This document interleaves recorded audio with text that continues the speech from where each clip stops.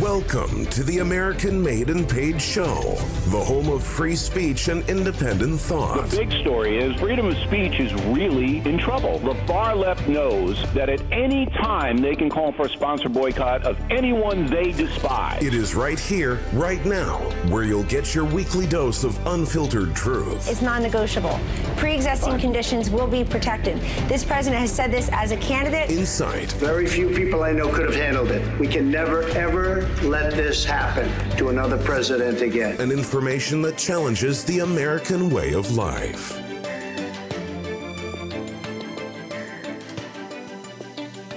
What's going on, everybody? Zach here with the American Made and Paid Show. I got my co-host, Professor Dreg. Today, we've got a special show for you because apparently we haven't done a lot of pre-talking before the show, but you said you did something exciting yesterday and you wanted to talk about how taxation is not theft and foreclosures are awesome. Come on, you got to start this off. I want to hear more about what went on earlier this week. No, but that's totally true. Taxation is not theft. I see this a lot on the internet. You see that on Turning Point USA and their they have these T-shirts.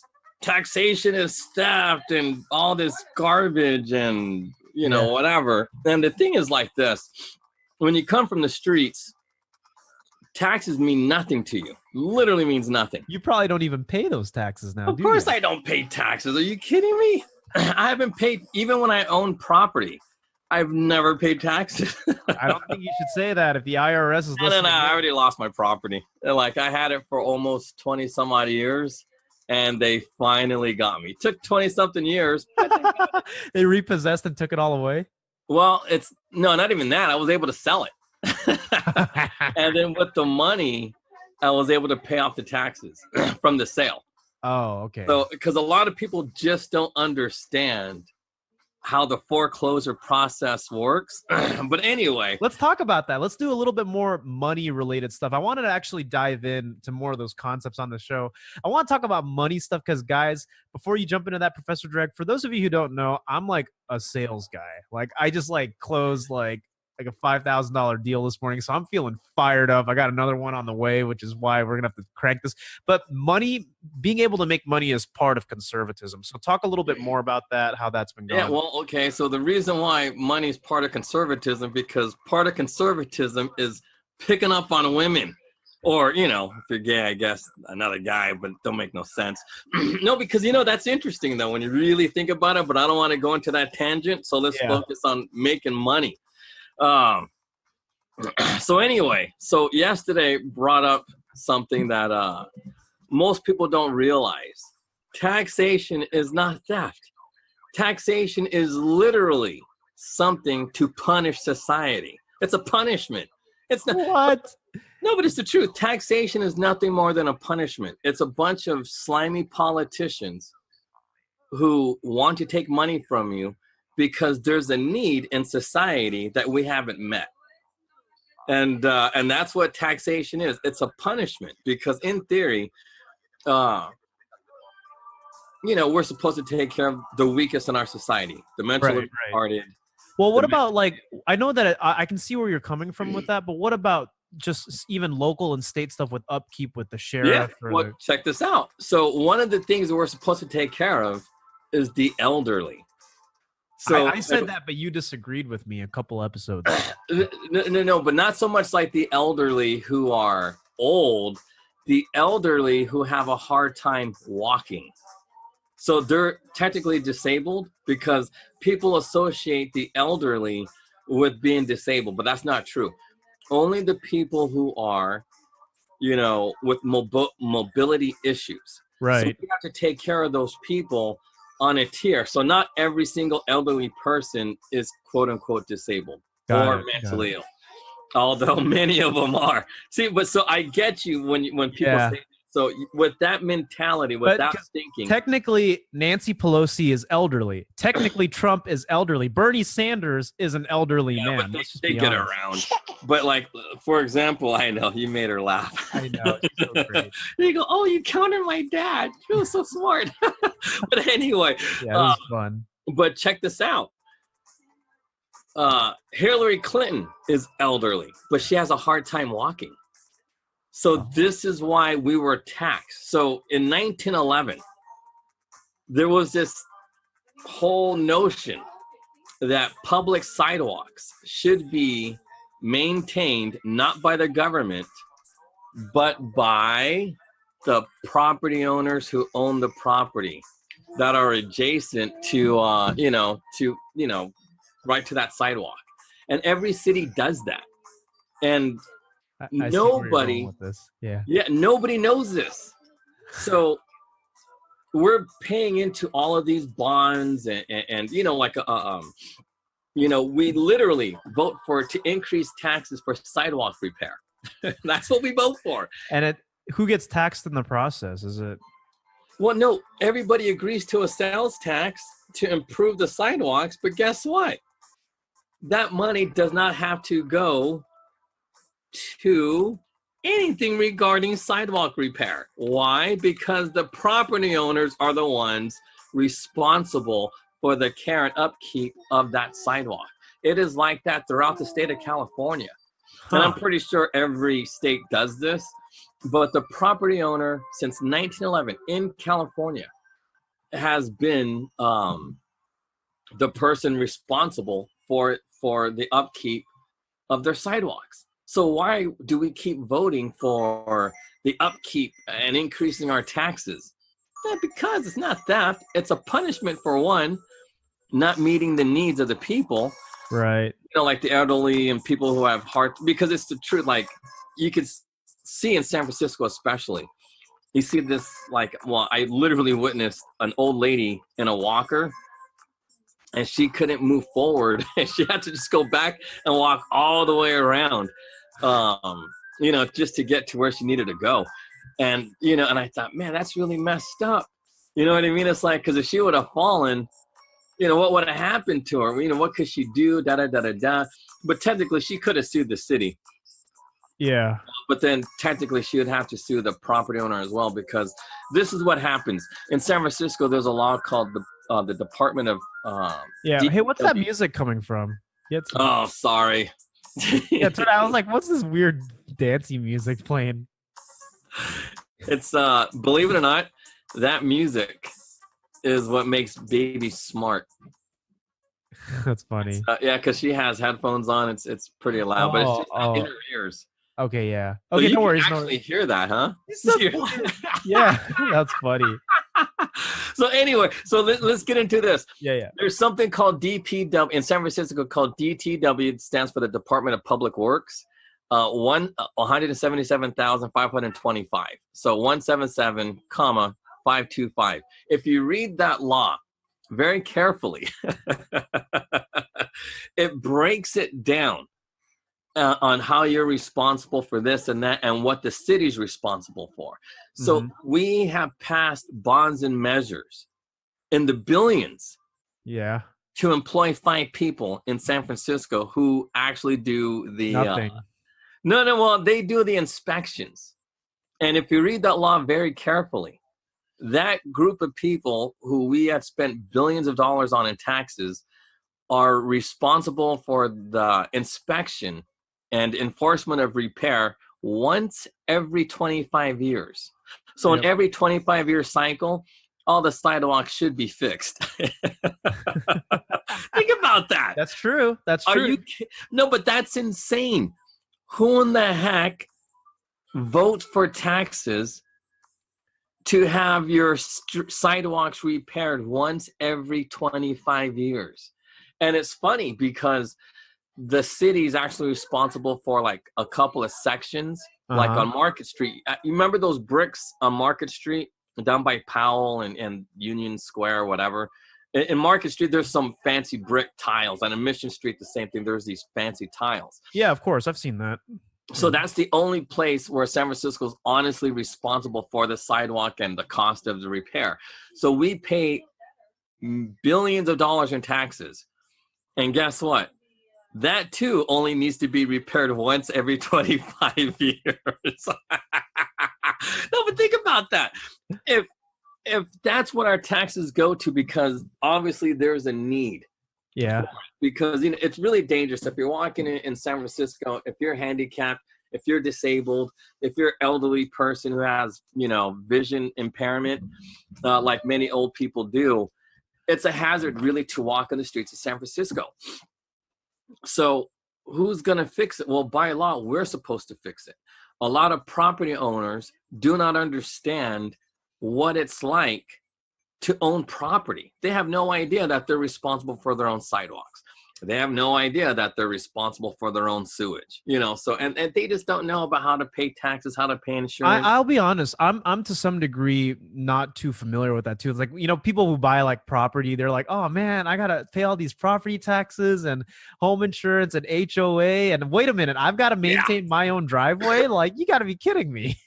No, but then, dude, when you said HOA, I was like, oh, see, that's insane. Any person who wants to belong or buys property where an HOA is involved, it's usually apartments or condos because it involves other units. HOA is the biggest scam in history. I hate that. That's why it's like, if you got to buy something, buy a house. So you got to upkeep. Even in houses, like some communities, if it's gated, if it's like Redwood Estates or Boardwalk Estates, like whatever.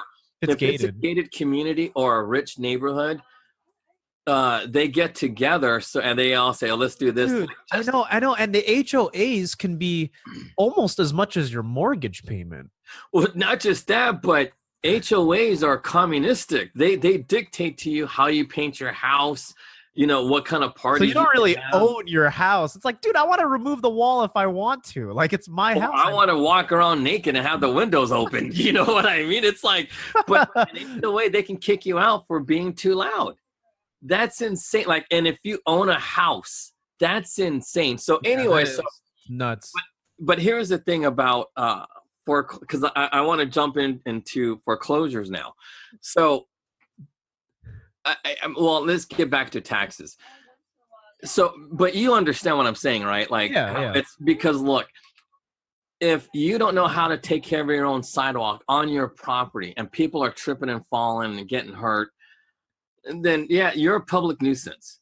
So if you're too stupid to fix your own thing, then, and you vote for taxes, then you are stupid. And that's the thing, like San Francisco. Like, living in San Francisco is insane. You literally get to see how stupid every person is because nobody has proper sidewalks. Nobody knows how to fix anything.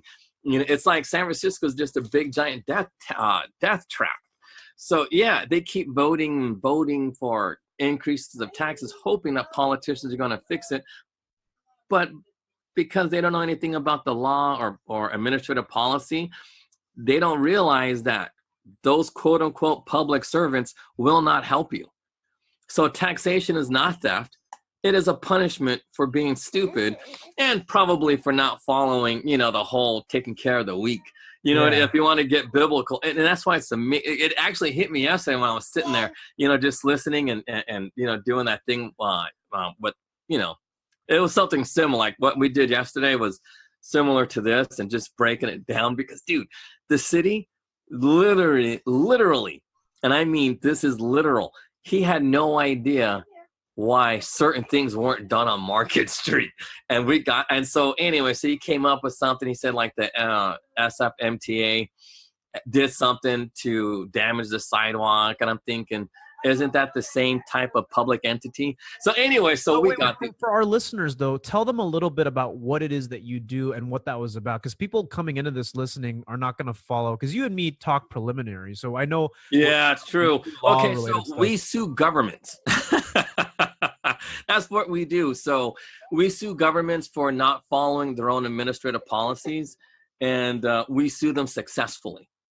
And so yesterday there was an incident. And we're able to depose some like higher ups of public agencies where we call them out on their mistakes. Right. And we need accountability. So so a deposition is pretty much like it's basically when you get to ask them a whole bunch of questions when they're under oath, just like if it was a real jury trial or a bench trial. And anyway, so during deposition, if we try to get them to be as honest as possible and get all the information as possible. So if this does go to trial and they change their story, say, hey, look, during deposition, you said this. So now you're lying under oath. When were you lying? And if they lie or change their stories, then it's good for us. So anyway, but this dude was totally honest, and he honestly just didn't know. He did not understand why this coin plate was left on the streets, and he just didn't know. So, but then he figured it out that it was the San Francisco Municipal Transit Agency that caused the damage, and they don't know why they did it without any, without any permission or supervision from that right there is so incriminating, because it's when you're like, I don't know. It's just like, this is your job. You had one job. But that's the whole point, dude. It's exactly. He was like, yeah, you know what? They're their own agency. They have their own bosses, and yeah, we don't know why they did it. They should have done it, but they didn't consult with us. And I'm thinking, boom. And that's it. That's why we know we're going to win, because he admitted, and that's how it works. So, but anyway, but here's the thing. Everybody should know this, that the city is not responsible for the sidewalks. They've never been. It's private property. That's our property that we allow people to use so they can go here and fro. I think it's because people conflate it with it being public to being something that the government or the local government is responsible for the infrastructure, because this ties in really nicely to that guy we talked about how he bought a sidewalk in front of Nancy Pelosi's house and basically just charge people for parking, because that's separate, right? It's not owned by the government. Do that. You can buy a street. Totally do that. You can buy a street. Like, you could do that. Yeah, and charge people for the use of that street. And oh God, but see, smart people do that. Yeah, and man, I think he was Asian too, right? He was like some Chinese guy, like he just bought a street, couldn't afford it, and he bought the street in front of Nancy Pelosi's house or something. Well, no, he bought the street where all of Nancy Pelosi's neighbors all use, and so he blocked it off, and he wants everybody to charge him rent every month, and nobody can leave their mansions. They can't, because what are they gonna do? There's this big giant fence around his street.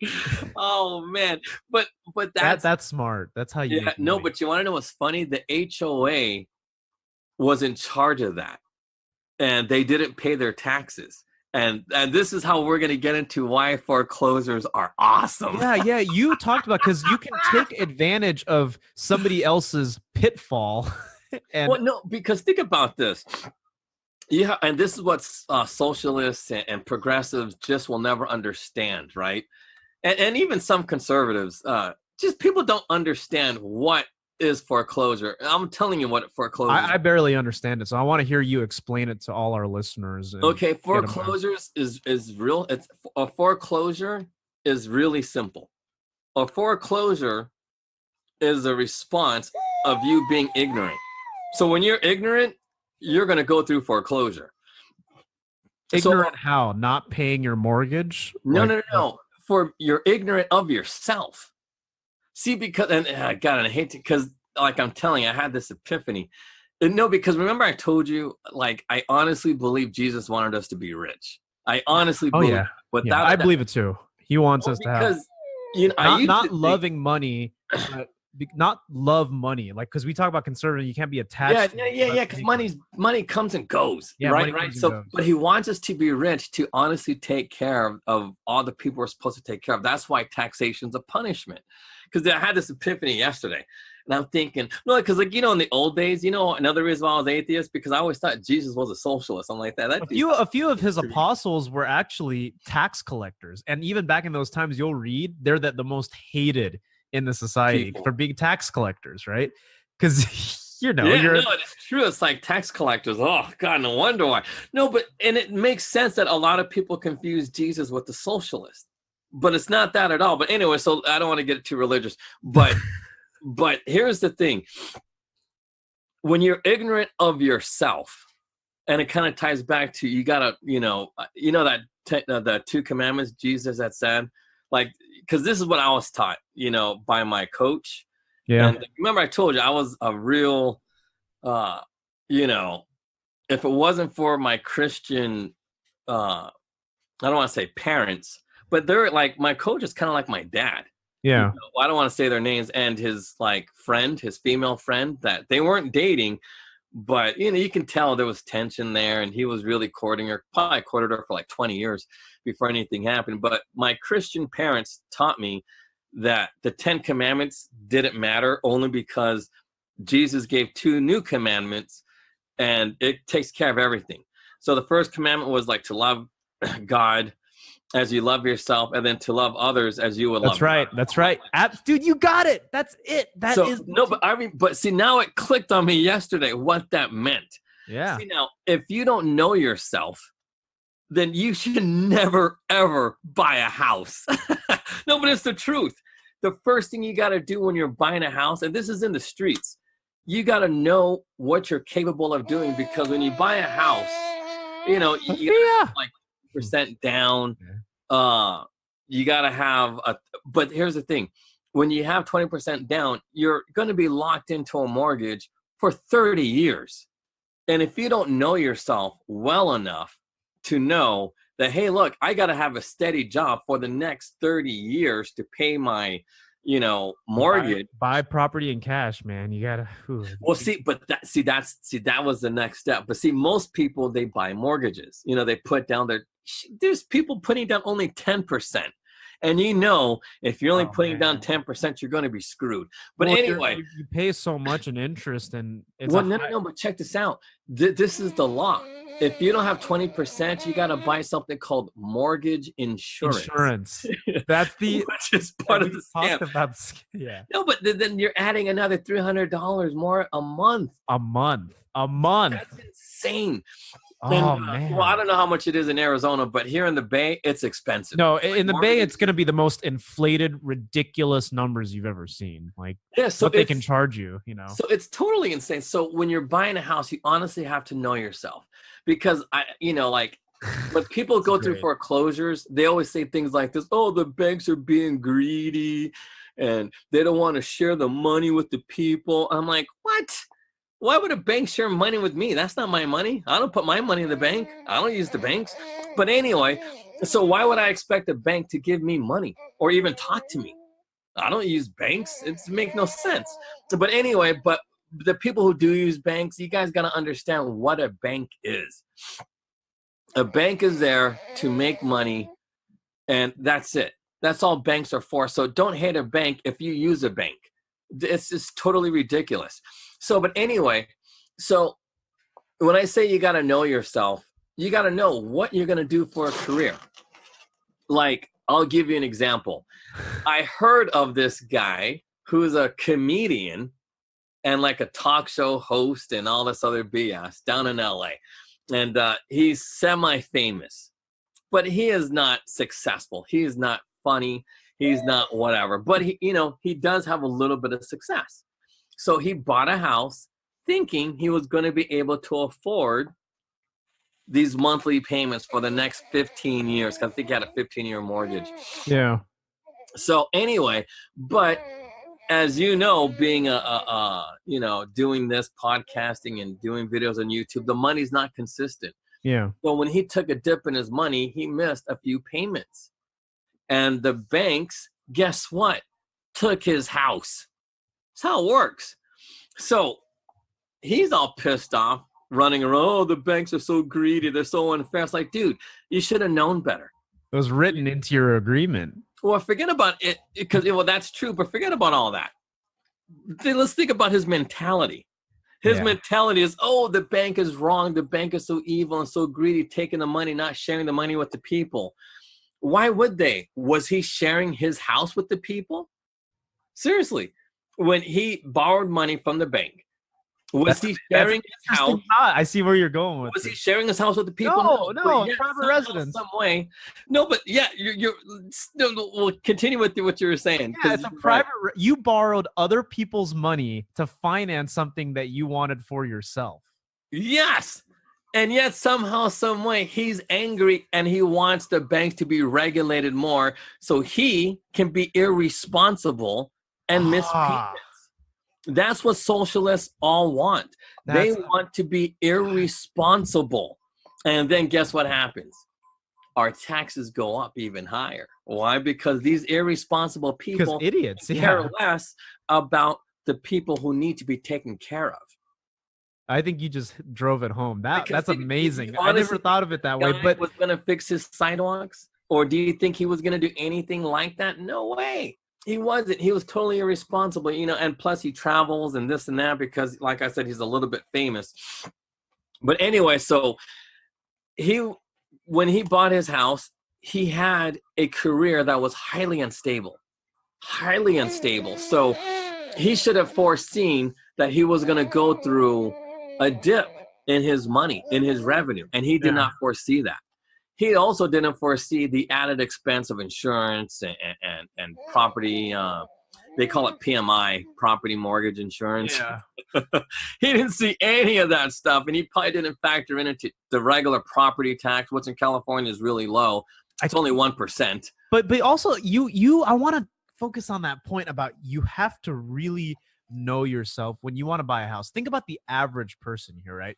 You really think they understand, like say they want to buy their first house, right? You really think a lot of people, and you got to understand, these are people who can't think for themselves, right? Yeah. You go to a broker, you go to a borrower and they say, hey, sign right here and everything. You really think any of these things, aside from, okay, you're on a fixed rate prime for 40 years, comes into play? Not even talking maintenance here, talking about behavior. Just like if you lose your job, if you do this, you got to make sure you've got insurance for your mortgage. You got to make sure you pay your HOAs, all of that. It's a lot to manage. And when you mentioned this comedian that lives out in LA, something tells me that he's part of a lifestyle and a culture, which is very, very prevalent, that acts on impulse and doesn't read. And when you do that, you don't know yourself because other people tell you what to do. It's the same thing when people say, hey, you got to get a house. You ought to buy a house. Why? Most people don't even know what they're getting.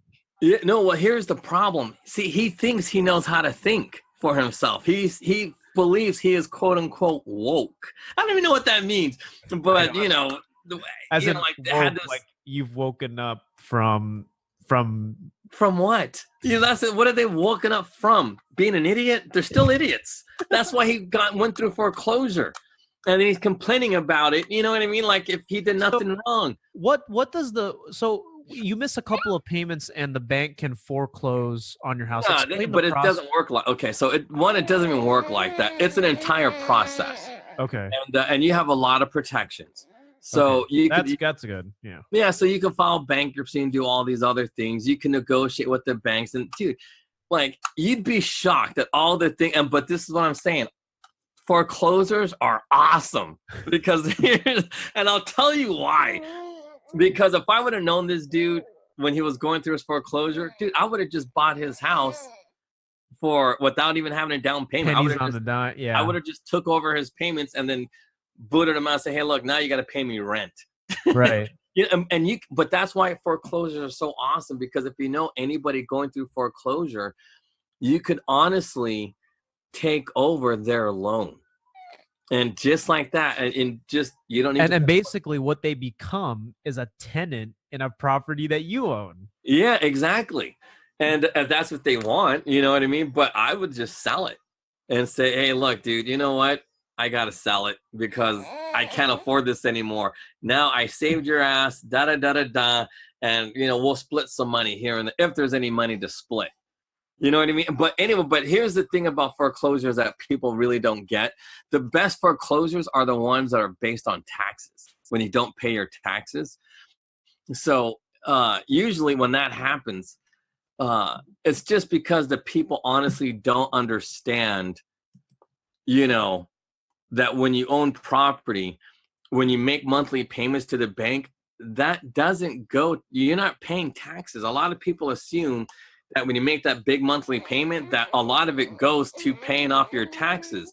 And many times that's not the case, if not most of the time. So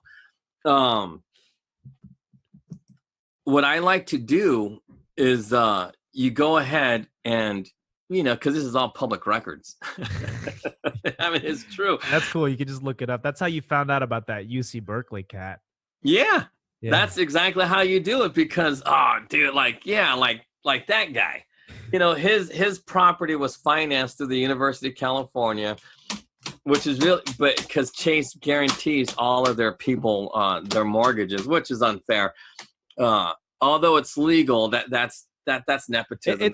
It's nepotism. It's favoritism. Yeah, I can see. Well, that. not just that, but like at I'm almost positive that former Secretary of State worked that out in exchange for regulatory favors in Chase's behalf.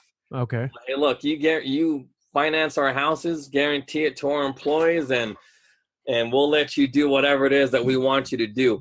Yeah. But anyway, so going back to buying foreclosures and why foreclosures are so awesome, because here's the thing about foreclosures, and a lot of people go, dude, that's so messed up. But don't listen to those people who think that it's messed up taking advantage of other people's miseries, because you could do this in a way that's a win-win for everybody. So, like, I'll give you an example. In Santa Clara County, the property foreclosure sales happened this September. And what you can do is go through that list and contact every single person on that list. Right. Because, they give you the name, the property, and all you got to do is just a basic Google search, and you'll probably find their phone numbers. But if not, just go to their property and say, hey, look, I understand, but you have to be very tactful. You can't go in there all ghetto and looking all crazy, like all thuggish and stuff. Yeah. And that's why, it's always better for like a woman to do these types of things because, look, women seem empathetic. And it's just how it goes. So luckily I have the counselor and she can do this, on our behalf. And basically it's like this. And it's amazing how many people owe taxes that don't pay their taxes. But they don't do it like me. Because, okay, so let me tell you a quick story. My property had 2 homes on it. And they wanted me to split they call it a parcel. They wanted me to split the parcel into 2. Yeah. So that way I could pay double the taxes. And I'm like, hell no. Why would I do that? You know what I mean? So I never did it because I thought this is a bunch of crap. They can't tell me what to do. And, because I was a lot younger then and I didn't care. Because, I was more into anarchy than anything else. And because they wanted me to build a duplex, but when instead of building a duplex, I built 2 detached homes. Yeah. And, on the same, it just didn't make any sense. It's on the same piece of land. And sometimes that gives people that sense of ownership that you don't get in like a townhouse or a duplex. Think about it, right? Well, but here's the thing. The land was so big, okay, so like my friend who was also my neighbor, because we bought the property at the same time, he literally did the way he built 2 3-bedroom, 2-bathroom houses the way the city wanted it done.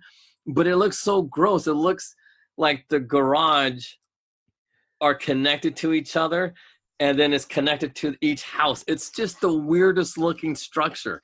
And I'm like, I ain't doing that. So what I did was I built a house with a garage inside the house, and then I have a detached garage and then a house.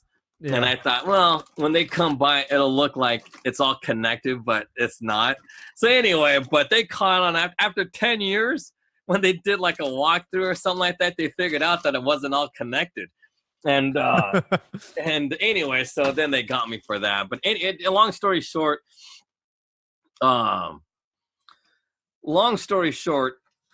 when you go looking around for people in this type of trouble,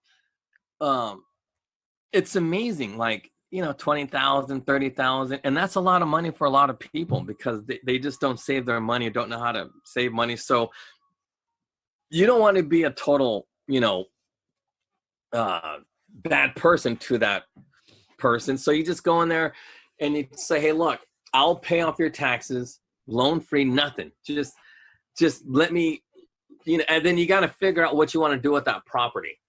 Yeah. Right. So, it's either you want to rent it out, or you could live there yourself. But you got to figure out what you want to do. Like, one, you got to look at that list Okay. and figure out what's there. Because, man, there's all kinds of stuff there. Like this one lady, she has 32 acres, and she's going to lose it over $60,000. There's no houses on there. It's a ranch, and you can build a house on there. So something like that, I would go. And I'd talk to that lady, hey, look, you know what? Let me pay her $60,000, but in exchange, just give me like 8,000 square feet. You keep everything else. You can keep all of those illegals running around on their horses. Keep them all there. Keep them all there. And let me take over this property. Let me just take it over. Give me 8,000 square feet, and I'll help you out with everything else. And she'll do it. Well, I don't know if she'll do it, but if you're smart, you'll do it, because you don't want to be like a lot of these people in Gilroy or Garlic Gilroy. Yeah, where the garlic festival is at. You know, you don't want to be one of those people just struggling to get, you know, hey, look, how do I get out of this foreclosure? How do I get out of it? Look, you're pig-headed. That's why you got into it. So if you could talk to people, and really get them to understand the gravity. Say, hey, look, it's not a failure. I'm not here to steal anything from you. I don't even want you to pay me back the money. I just want my own opportunity with you. And you know, and that's the thing. So you could take over somebody's property, and you could literally own it. Say, hey, look, I'll own it. The mortgage will be whatever it is that you pay. Don't even pay me, but put the land under my name, and you can live here until the day you die. Yeah. Don't even sweat it. And but you know, we're going to keep your name on it too, so you can't sue us. And that's how you could honestly if you could honestly talk to somebody like you, you're a good salesman. Right. You would be awesome at this. Talking to people, I don't want to say getting under their skin, but understanding their psyche, so you can create a win-win where you get this property for whatever it is that they owe. Now, I wouldn't recommend this for bank foreclosures, only because with bank foreclosures, it's used like the people who owe money due to bank foreclosures are like that comedian I was telling you about. Yeah, and that's the thing is, just to add on to that, with sales situations, anything that's heavy money oriented, especially if there's emotional, like houses, there's a reason why these mortgage brokers make so much money. It's because it's all sales on them. I mean, what we do with sales is always on emotion. Nobody justifies it with logic. So if you can go in there, you can ask them like, hey, would it really be, you know, do you really want to get out of this right now? Like, how imperative is it for you to fix your problem? Then it's like, you know what I mean? That's the psychology of sales. I don't want to get into it. I think later in this show, I want to talk sales psychology, because it's part of conservatism. It's, here's something that I got. Here's something that you need. So let's do business. Let's make a transaction. You pay me this. I give you this. It's the most basic form, and it's been around since the dawn of man. Like, your technology can improve, governments can change. That whole transaction for goods and services will never change. People still buy from people. People still sell to people. People still conduct relationships the way you do it, you know, with people. So we got to talk about that too, with the psychology behind it. But that's real important for what we do with the foreclosures. You really need to understand how to make that sale to people. And you're not even selling anything. You're saying, hey, look, I'm going to help you stay in your house. I'm going to help you. But guess what? This is what I want. And don't worry about paying us back or nothing like that. And and you know. And so, you know, to be real estate licensed to be able to deal that type of stuff, because it's something I want to get into in the future, like real estate related stuff. I want to get licensed. No license needed, because it's a private. But that's why this is like the best of the streets, because it's just a private contract. You're buying somebody's debt. And you got to make these people realize, hey, look, I'm going to buy your debt. But, you know, I don't want to pay it off. I want to buy it off you and make a deal with you where you can still live here, let your old grandma stay here with you. You know what I mean? And that's the thing, because most people will get too greedy. You know what I mean? And it's like, dude, you don't have to even get that far, because if you really wanted to, you could build upon that land. You know, like they might have a backyard. Guess what? Now you just built yourself a 2-unit, a 1-unit, 2-bedroom, 1-bath. So you can kick back and chill there yourself if you really wanted to. Right. Or you can rent it out to somebody else and make money that way. And the guys who you bought the property won't even say a thing. Why? Because they're living there and, for free, basically. I mean, because you're taking advantage of a bad situation, and you're taking advantage of how they didn't know themselves, or they got into a stupid situation. A lot of times you see this because, and it goes back to what we said earlier, you have to know yourself. Who are these people who get in trouble? Who are they? Yeah. Most of the time, they're just a bunch of people who have no idea. Like that comedian dude, no idea how the banks work, how the system works, how taxes works. They don't get it. And even conservative people, the people who believe, taxation is theft, and so they don't want to pay their tax. Like myself, not that I didn't want to pay taxes, I thought it was theft. I don't want to pay taxes because I just didn't want to. I mean, seriously, I was like, F the government. I want nothing to do with the government. And I knew that the government, by the time the government took action, it was going to be like 20, 30 years. And the only reason why they took action was something totally unrelated to me not paying taxes. They didn't even care that I wasn't paying taxes. That's how bogged down our government is. So I don't even trip about that. Oh, this and that and da-da-da-da-da. Yeah, they don't know. They can't handle money. The government doesn't. Yeah, well, see, but here's the thing. Because I was paying something, and not my total full, they didn't care. And that's the whole thing, because a property split would have meant a reassessment of the land, a reassessment of this and that, and da-da-da-da-da. So, it's just a way of making money. Mm-hmm. And yeah, for sure. Anyway, so long story short, I still pay taxes, but I paid a minimal amount to just skate under the radar. Knowing someone like you, this is where you and Kim Iverson should go head to head, because I was explaining to her the federal tax code. It's like, if you're a big business and you try to cut down on the kind of taxes you pay because you create so many jobs, like, you can write all that stuff off. Like, there's, but they do write it all off. Well, that's what I'm saying. But she I remember when we were talking about this, she was like, no. Like, you got to pay your taxes. It's like, they are paying taxes. No, okay, but here's the thing that a lot of people don't realize. When you pay employment tax, you are literally paying. So let me explain what a payroll tax is. Have you ever had a job when you got a paycheck? Yeah, like a W-2. I've had a job like that, yeah. Okay, so when the taxes that you have, right? God, I wish you had it on you so you could see it. But when it says, oh, Jesus. God, you don't have one on you, do you? A W-2 form? Yeah, or your paycheck stub. I mean, I could pull one up. Why? Yeah, because I'm going to show you. Because when people say, oh, we pay employment tax and stuff like that, no, I'll break it down specifically how much your employer will pay you. But it's really hard to explain. Well, sure. I know that because I used to do payroll and I used to be an HR guy. Like, when people say they're making however much gross, right, and paying a lot back, like, sometimes what they fail to take into account is your employer is still paying half your benefits. They're paying workman's comp. They're paying for your training, all that kind of stuff.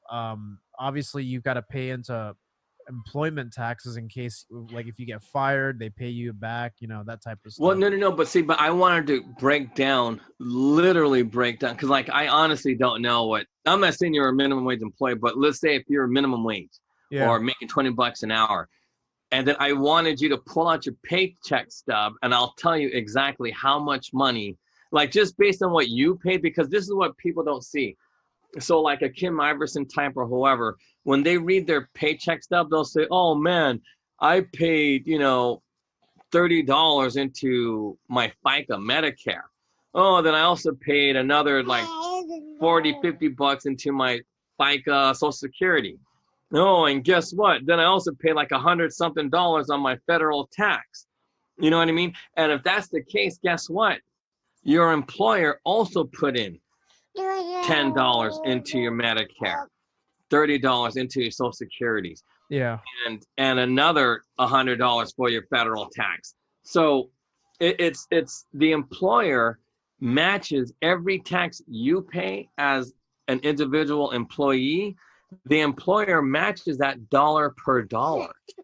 So, the government's getting their money in two ways, not just from the individual, but also from the employer. Yeah. And then on top of that, what the employee doesn't pay, they don't pay into what you just said, workers' compensation, or your health benefits. And so, you know what I mean? It's real expensive to have an employee. It's not as cheap as people think. Yeah. Oh, yeah. Your payroll costs are the most expensive thing, which is why if you can create jobs, yeah, if you can create jobs, heck yeah, take those tax breaks. Walmart, but people are just like, no, I'm not gonna go do Walmart. Walmart doesn't treat their employees right. Really? Well, see, but here's the thing. If Sophia, your dad's talking. Well, no, but check this out. I'm not kidding you. If the employer is paying taxes, then guess what? If the employee is paying taxes, then the employer is also paying taxes. Those are the taxes just to do business. But what other people advocate for is for the employer to pay more money. Yeah. And I mean, pay more money into the system on top of the taxes. On top, right. So, we got to pay, you got to tax them on their profits. Why? Why did they got to be taxed on? Like, I never understood why you had to pay taxes on profits, because those profits are going to be reinvested into the employees, into research and development. Yeah. There's R&D. I've never understood all those little things, like all the little things that you've already paid the bare minimum, right? You've paid what's written in the law. But the thing is, you get taxed on all kinds of stupid stuff. I bet you this, if I went through some kind of regulated source or service and I just wanted to sell my piece of crap car to somebody else for $5,000, they will some way, shape, or form find a way to tax me for that. Yeah. Even though it's been passed around several times. It's like, no, and that's why it's all BS. But think about this. So let's bring this back to the topic. Taxation is a punishment. Because think about this. In employment taxes, we just went through it. Everybody wants us to tax those greedy corporations on their profits. But guess what? They pay no taxes. Mark Zuckerberg and all these other people pay no taxes. Why? Well, if you really think about it in a biblical sense of way, they're the ones taking care of everybody. So they're not being taxed at all beyond what they're being taxed on employment taxes. Isn't that weird how they're protected? Yeah. And believe it or not, I mean, as much as I hate Mark Zuckerberg for his politics, but he does do a lot for people. Like, he opened up this foundation, opened up that foundation, helped, he helped General Hospital out. He gave him like a couple $100 million. People created their own businesses off of what he created. People have, you create. Yeah, and for much as a socialist as he pretends to be, but he's not. He's not a real socialist. If he was a real socialist, then he'd be advocating for all these crazy things that he's not. Think about it. Like Canada's trying to get him, right? Yeah. Subpoena him. He didn't go. He's like, F you guys, I ain't going nowhere. Good luck trying to get me. and if he honestly thinks that, like, here's the thing. Do you honestly believe Trump will allow Zuckerberg to be extradited and criminally punished in Canada? Hell no. And he knows this. So Zuckerberg, based on actions, isn't much of a progressive as he claims to be. But the thing is, because California is California and it's ran by progressives, you got to play the game. But if you look at his actions, he's actually quite charitable. But because he's not as smart as he thinks he is, he donates to causes that literally goes nowhere. And then that's why, like you mentioned Kim, well, but it's true. And you mentioned how like Kim Iverson said whatever she said, which I really don't, God, I don't remember anything she said, but I'm trusting you that she had said something about increasing taxes. But that's my point. She is so silly, and not just her, but anybody who believes that increasing taxes are going to help. Just remember, who's in charge of your own sidewalks? It's not the government. The government, yeah. So increasing taxes to make your sidewalks better is not going to help. Increasing taxes to help the police stop crime is not going to help, because police do not stop crime. They're there to investigate a crime after it happened. So increasing police presence doesn't help. It just doesn't. So asking for more taxes is just reinforcing the fact that you're not that smart. Yeah. And again, taxation isn't theft. It's a punishment. It's a punishment for not knowing the word, man. I'm not kidding you. That's what it is. It's a punishment, because the thing is like this. And then here we go, because I'll end it. I want to end it like on a philosophical note now, because I'm hoping everybody understood what I was saying about how to make money. Foreclosures are like an awesome blessing. It really is. Yeah. People going through foreclosures, that's your opportunity to do something for somebody in trouble and still profit. And you're helping them because they're clearly in a pit. Yeah, no, but think about it. What kind of people are in foreclosures? The people who have unstable careers, the people who have very little understanding on what it takes to buy a house. It's unfortunate, but guess what? You could step in there and do some good before the quote unquote big bad bank takes it away and sells it at a profit. Well, that's what banks do. They're supposed to do that. But as a human being, you could step in there and do it before the bank does.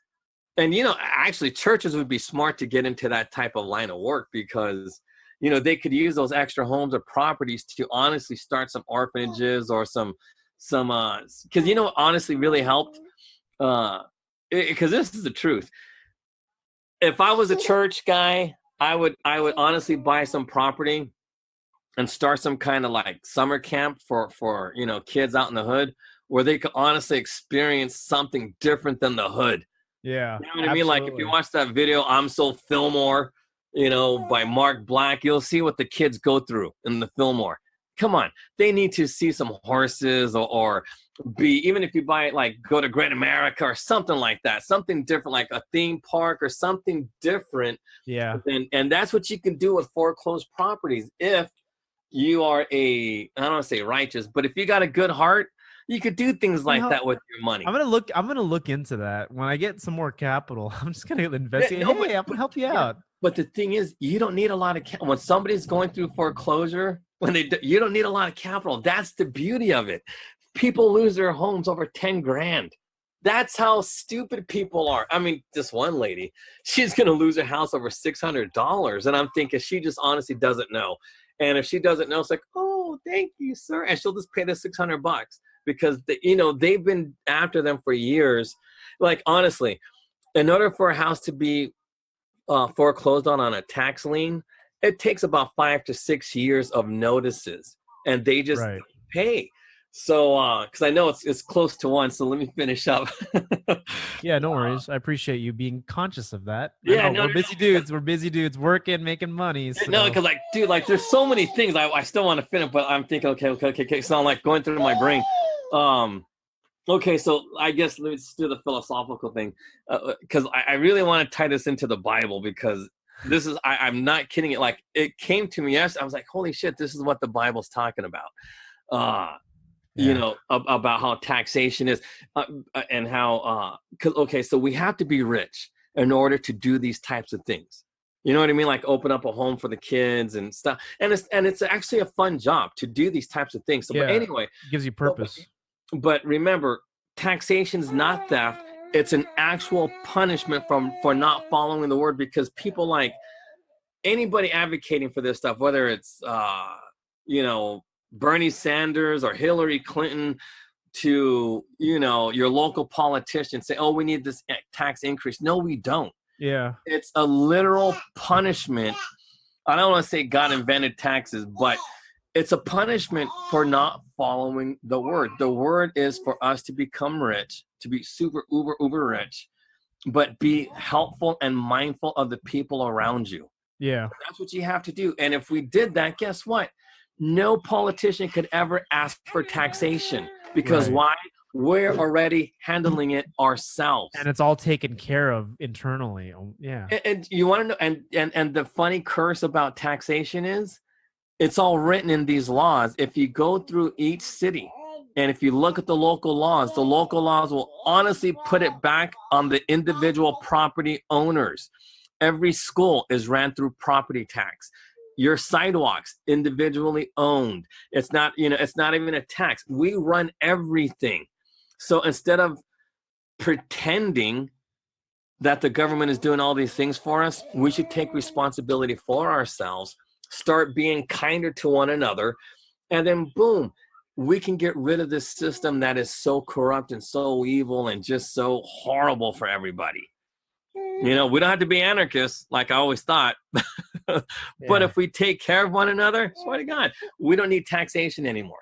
And it's not that because we need it to, you never know that one day somebody comes and tries to destroy us, boom, we could fight back. But anyway, that's pretty much all I have to say. No, I appreciate that. And thank you for being conscious of the time. Just so you guys know, that was Professor Dreg. And, ideally, this is always a show where we're going to be branching, not just from the politics of it. I know it's been very heavy religious for the past month, but that's a good thing. And then this is all ways of living life. And I really appreciate the insight on that. I personally am somebody who's in a position now where I may not have talked about this on YouTube, but I'm a sales guy. I'm a marketing guy. I go out and I close deals over the phone and all that fun stuff. And you'd be surprised because I don't just like doing sales because it's lucrative. Like people it's like, if I tell you I'm a sales guy, they're like, oh, you probably don't. It's like, no, I make more money than you do. Like, I can make more money. Sales is lucrative. No, but you have no idea how much sales people make. The psychology behind a salesperson, if you think about it, this is what I want to add on.